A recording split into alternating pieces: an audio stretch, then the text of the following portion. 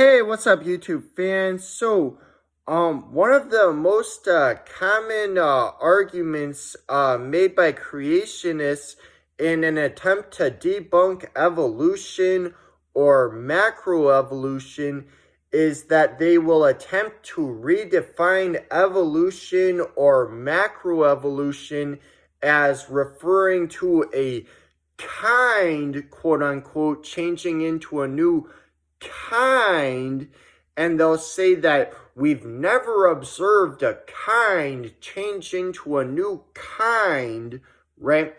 But the reality that they're oblivious to is that kinds are their made-up concept, which evolution and macroevolution have nothing to do with. Neither evolution nor macroevolution says that a kind, quote unquote, changes into a new kind. Nobody is saying that a kind, quote unquote, is changing into a new kind. Kinds are their made up concept, and we don't even agree that there's a such thing as kinds. It's a made up creationist concept based on the Bible. We don't agree that there's a such thing as kinds, quote unquote. The living things are grouped into these different kinds. There's no evidence of it. It's not accepted by mainstream scientists, right? And they don't even have wide agreement amongst themselves about what constitutes a kind, right? How do we determine what's even in the same supposed kind? And there's plenty of instances where some of them would think that two things are in the same so-called kind, whereas other ones of them would think that they're in different kinds, and some of them will be unsure, right? So it's a totally meaningless talking point they repeat when they constantly will go around saying, like, we never observe a kind changing into a new kind, right? And it really shows a lack of awareness as to what evolution even is, right? Because no one is saying a kind changed into a new kind. That's your guys' concept, not ours, right? We don't even agree that there is a such thing as kinds, right?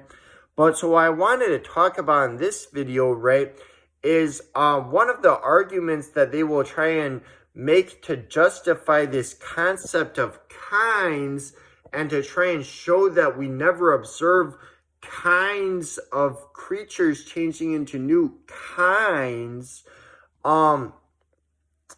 is that and you know, to show that, you know, we always observe that living things bring forth from their kind, that's what we observe, they'll say.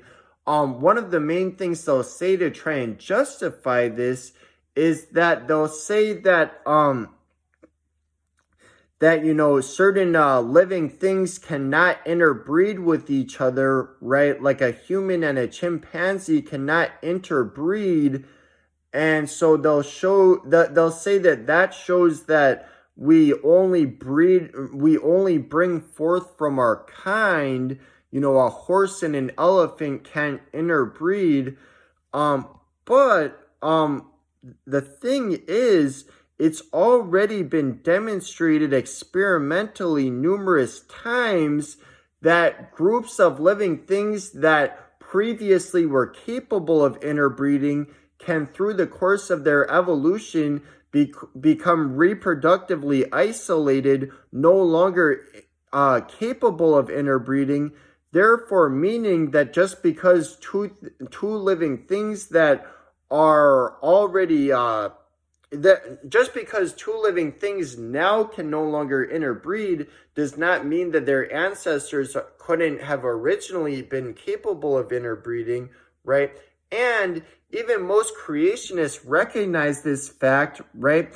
Which is why they will oftentimes consider things to be in the same kind, which no longer interbreed, right? Like they will oftentimes think that chimps and gorillas and orangutans are all in the same supposed kind, yet those things no longer interbreed, right?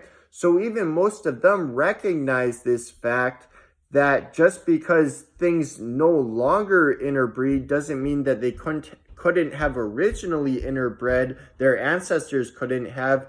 It's already been demonstrated experimentally that living things that previously could interbreed can become reproductively isolated. So we already know for a fact that just because two things can't breed anymore doesn't mean that their ancestors couldn't have originally, right? And when you bring this up to them, they'll just dismiss it and say like, oh well, we just had to find evidence to show that those are in the same kind, but they're still in the same kind. And so it's like, well, then what's even the whole point of this, that we only observe things bringing forth from their kind?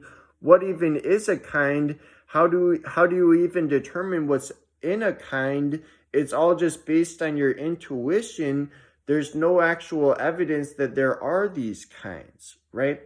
And so it's a totally BS barrier that they're trying to imaginarily create between differing groups, right? And so, all right, that's all for now. See you guys.